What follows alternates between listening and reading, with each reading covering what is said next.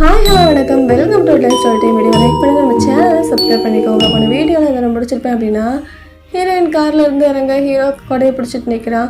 அப்படியே கொஞ்ச நேரத்துக்கு அப்புறம் பார்த்தா ஹீரோயினோட அசிஸ்டன்ட் ஒரு புக்கை தூக்கி ஹீரோட்ட கொடுத்து இதெல்லாம் படிச்சுக்கோ, அப்போ தான் நீ ஹீரோயினுக்கு பாடி கார்டாக இருக்க முடியும் அப்படின்னு சொல்லிட்டு மூஞ்சி திருப்பிட்டு போயிடுறாங்க.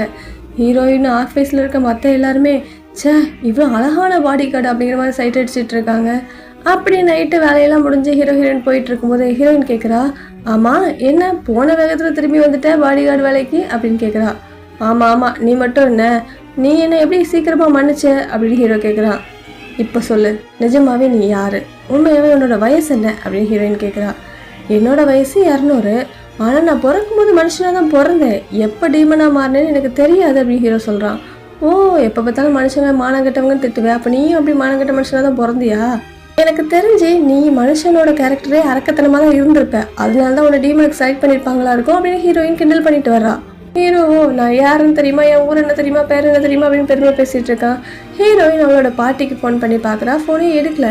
ஏன்னாச்சு ஃபோன் எடுக்கல அப்படின்னு சொல்லிட்டு நேராக பாட்டி எப்பவுமே ஒரு தோட்டத்தில் தானே இருப்பாங்க, அங்கே வந்து பார்த்தா அங்கே தான் பாட்டி உட்காந்துருக்காங்க.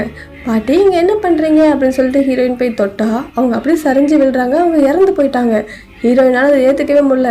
பாட்டி விளையாடாதீங்க, எந்திரிச்சிருங்க அப்படின்னு கத்தி கத்தி அழுதுட்டு இருக்கா. ஹீரோவும் பக்கத்தில் தானே இருக்கிறான். எல்லாமே முடிஞ்சு போச்சு, ஒன்றுமே பண்ண முடியாது அப்படின்னு சொல்கிறான். ஆனால் ஹீரோயின் சொல்கிறான், நான் என்ன டீலிங் கான்ட்ராக்ட் வேணாலும் உங்க கூட போடுறேன், தயவு செஞ்சு உங்கள் உயிரை மறுபடி கொண்டு வா அப்படின்னு ஹீரோயின் அழுறா. என்னால் இறந்து போனவங்களை திரும்பி கொண்டு வர முடியாது சொன்னா புரிஞ்சிக்க அப்படின்னு ஹீரோ சொல்கிறான். ஆனால் ஹீரோயின் இல்லை உன்னால் முடியும் அப்படின்னு சொல்லிட்டு அவளோட பாட்டியை கட்டிப்பிடிச்சி கதறி அழுதுட்டு இருக்கா. அப்படியே கட் பண்ண அடுத்த சீனே அந்த பாட்டிக்கு இறுதி மரியாதை நடந்துட்டு இருக்கு. இறுதி சடங்குல ஹீரோயின் ரொம்ப டல்லாக நின்றுட்டு இருக்கா. அவளுக்கு அவங்க அம்மா அப்பா இறந்தப்போ என்ன நடந்துச்சோ அதெல்லாம் ஞாபகம் வருது. அப்போ ஹீரோயின் ரொம்ப சின்ன பொண்ணு, அதனால அமைதியாக ஒரு மூலையில் உட்காந்துருக்கா. அப்போதான் ஃபர்ஸ்ட் டைம் மேடம் ஜூ அதாவது பாட்டி ஹீரோயினை பார்த்து பரவாயில்லையே அழாமல் உட்காந்துருக்க அப்படின்னு கேட்குறாங்க. நான் அழமாட்டேன், ஏன்னா என்னோட பர்த்டேக்கு நாங்கள் சீக்கிரமாக வாங்க அப்படின்னு சொல்லி நான் அர்ஜென்ட் பண்ண போய் தான் எங்கள் அம்மாவும் அப்பாவும் கேக் வாங்கிட்டு வரும்போது ஆக்சிடெண்ட்டில் இறந்து போயிட்டாங்க. இப்போ இறந்ததுக்கு காரணமே நான் தான் அப்படின்னு ஹீரோயின் சொல்லியிருப்பா. உடனே மேடம் ஜூ சொல்கிறாங்க, இங்கே பாரு அவங்க ஒன்றும் உனக்காக சாகலை, அதுக்கும் உனக்கும் எந்த சம்மந்தமும் கிடையாது அப்படின்னு ரஃபாக சொல்கிறாங்க. இதை கேட்டதும் குட்டி பொண்ணாக இருக்க ஹீரோயின் டென்ஷன் ஆகி மேடம் ஜூவை போட்டு அடிக்கிறா. இங்கேருந்து போங்க, தேவையில்லாத பேசாதீங்க அப்படின்னு சொல்லிட்டு அடிக்கும்போது மேடம் ஜூ போட்டிருந்த கண்ணாடி கீழே விழுது. அப்போதான் தெரியுது மேடம் ஜூவும் அழுதுருக்காங்க, ஃபீல் பண்ணியிருக்காங்க. இப்போ அவங்களும் அங்கேருந்து அப்படியே அமைதியாக கிளம்பி போயிடுறாங்க. இது எல்லாத்தையும் இப்போ ஹீரோயின் யோசிச்சு பார்த்துட்டு நின்றுட்டு இருக்கும்போது அந்த இடத்துக்கு ஹீரோயின் மேலே ஒருத்தன் கண்ணு வச்சிருந்தாலே அவன் வர்றான். நீ எதை பற்றியும் கவலைப்படாத, மேடமோட பசங்க எல்லாம் சேர்ந்து ஏதோ ஒரு டீமை உருவாக்கிட்டு இருந்தாங்க, அதுக்கான டாக்குமெண்ட்ஸ் எல்லாம் என்கிட்ட தான் இருக்கு, அதை நான் உனக்கு காமிக்கிறேன் அப்படின்னு சொல்கிறான். ஹீரோயினும் என்ன டீம் அப்படின்னு கேட்குறா. அது எனக்கும் தெரியாது, மேடமோட பிள்ளைங்க மட்டும்தான் சேர்ந்து இது உருவாக்கிட்டு இருந்தாங்க, இதை பற்றின ரகசியம் மேடம்கே முழுசாக தெரியறதுக்கு முன்னாடி அவங்க இறந்துட்டாங்க அப்படின்னு அவன் சொல்கிறான். இவங்க 2 பேரும் இப்படி பேசிகிட்டு இருக்க அந்த இடத்துக்கு மேடம் ஜூவோட கடைசி பொண்ணு வர்றா. ஏன் தான் இன்னைக்கு எல்லாரும் இந்த மாதிரி கருப்பு ட்ரெஸ் போட்டிருக்காங்களோ தெரியல, என்னை பொறுத்த வரைக்கும் இது ரொம்ப சந்தோஷமான நாள், நல்லா செலிப்ரேட் பண்ணணும் அப்படிங்கிற மாதிரி சொல்லிட்டு இருக்கா. இதை கேட்குற ஹீரோயினுக்கு செம்ம டென்ஷன் ஆகுது, இருந்தாலும் அதை வெளியே காமிச்சிட்டு இருக்கா. இந்த நேரத்தில் ஏதாவது பிரச்சனை வந்துடும் அப்படிங்கிறதுக்காக அமைதியாக இருக்கா. ஆமாம், எப்போ பார்த்தாலும் எங்களோட கசின் கிட்ட நீ பேசிகிட்டு இருக்க, அவன் ஒன்றும் உன்னோட குடும்பம் கிடையாது, எங்கள் குடும்பம், நீ தான் ஏதோ ஒரு கேவலமான குடும்பத்துலேருந்து இங்கே வந்திருக்க, எங்ககிட்ட இருந்து தள்ளியே இரு அப்படிங்கிற மாதிரி இந்த பொண்ணு சொல்கிறா. உடனே ஹீரோயின் சொல்கிறா, நீ பேசுகிற வச்சு பார்த்தாலே தெரியுது யார் கேவலமான குடும்பத்துலேருந்து வந்திருக்கா அப்படின்னு சொல்கிறா. இங்கே பாரு, ஓவராக வாய் பேசாத, முன்னாடியாவது உன்னை காப்பாற்ற இங்கே பாட்டி அதாவது உன்னோட மேடம் ஜூ இருந்தாங்க, இப்போது மேடம் ஜூவும் கூட இல்லை, புரியுதா அப்படின்னு சொல்லிட்டு அந்த பொண்ணு சொல்கிறா. இதெல்லாம் கேட்க ஹீரோயின் தான் ரொம்ப கஷ்டமாக இருக்குது. அப்படி சுற்றி முற்றி அந்த இடத்த பார்த்தா அங்கே இருக்கிற எல்லாருமே சிரித்து பேசிட்டு ரொம்ப சந்தோஷமாக இருக்காங்க. அது ஏதோ இறுதி சடங்கு மாதிரி தெரியல, அந்த அளவுக்கு மோசமாக எல்லாரும் சிரித்து பேசிகிட்டு இருக்காங்க. ஹீரோவும் இதை கவனிச்சுட்டு என்னது இது இப்படி பேசிகிட்டு இருக்காங்க அப்படிங்கிற மாதிரியே வர்றான். ஹீரோயினோ இதுக்கு மேலே இந்த இடத்துல இருக்க முடியல அப்படிங்கிற மாதிரி அங்கேருந்து ஓட ஆரம்பிக்கிறா. அதே மாதிரி இந்த இறுதி சடங்குல தான் அந்த கில்லரும் இருக்கான். அவன் அங்கே இருக்கிற சிசிடிவி எல்லாம் ஹேண்டில் பண்ணுற ரூம்குள்ளே போயிட்டு இருக்கான்.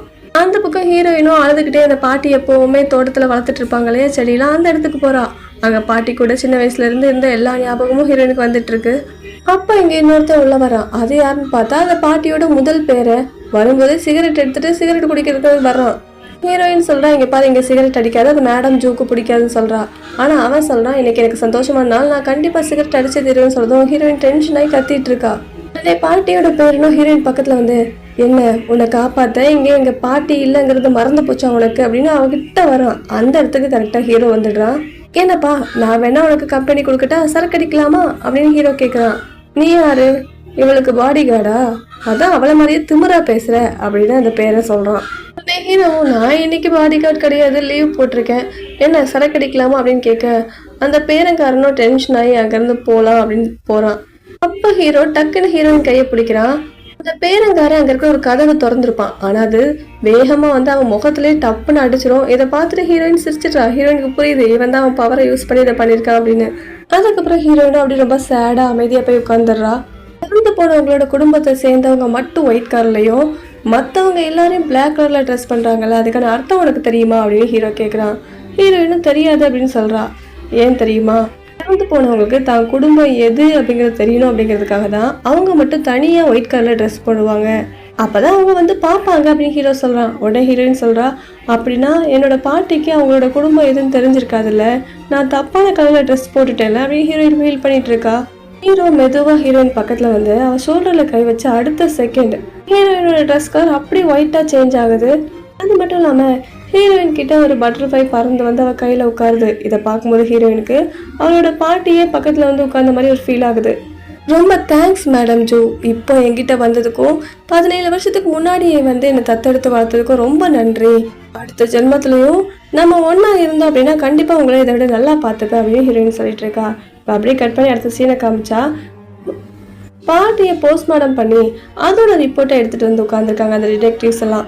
பாட்டியோட குடும்பத்தை சேர்ந்தவங்க எல்லாரும் அங்கே இருக்காங்க. இப்போ அந்த டிடெக்டிவ் கேட்குறாரு, அந்த பாட்டி இறந்து போகிறதுக்கு முன்னாடி ஏதாவது பெயின் கில்லர் எடுத்துக்கிட்டாங்களா அப்படின்னு கேட்குறாரு. உடனே அந்த கடைசி பொண்ணு சொல்கிறான், ஆமாம் மூட்டு வலிக்கான ஒரு மருந்து எடுத்துக்கிட்டாங்க பெயின் கில்லர் அப்படின்னு சொல்கிறான். அந்த மாத்திரையாக தான் அவருங்க இறந்து போயிருக்காங்க அப்படின்னு டிடெக்டிவ் சொல்கிறாரு. அது மட்டும் இல்லாமல் அந்த மாத்திரையில இந்த ஒரு கெமிக்கல் இருந்துச்சு அப்படின்னு ஒரு கெமிக்கல் பேரை சொல்கிறாரு டிடெக்டிவ். இதை கேட்டதை ஹீரோயின் சொல்கிறா, சான்ஸே இல்லை, ஆல்ரெடி இந்த மாத்திரை யூஸ் பண்ணி மேடம் ஜூக்கு ரொம்பவே இன்ஃபெக்ஷன் ஆச்சு, அதெல்லாம் அவங்க அதை யூஸ் பண்ணவே மாட்டாங்க அப்படின்னு ஹீரோயின் சொல்கிறா. அப்படின்னா நீங்கள் என்ன சொல்ல வரீங்க அப்படின்னு டிடெக்டிவ் கேட்கும்போது அதுக்குள்ளே மேடம் ஜூவோட ஃபஸ்ட்டு பையன் வந்து என்ன சொல்கிறான்னா, அவங்க ஆல்ரெடி இறந்து போயிட்டாங்க, அதனால இல்லாமல் பேசி இந்த கேஸை பெருசாக்காதீங்க அப்படிங்கிற மாதிரி சொல்கிறான். பாட்டி இயற்கையாகவே இறந்தாங்களா இல்லை யாராவது பிளான் பண்ணி கொலை பண்ணாங்களா அப்படிங்கிறதெல்லாம் அடுத்தடுத்த பகுதியில் பார்க்கலாம். பாய்.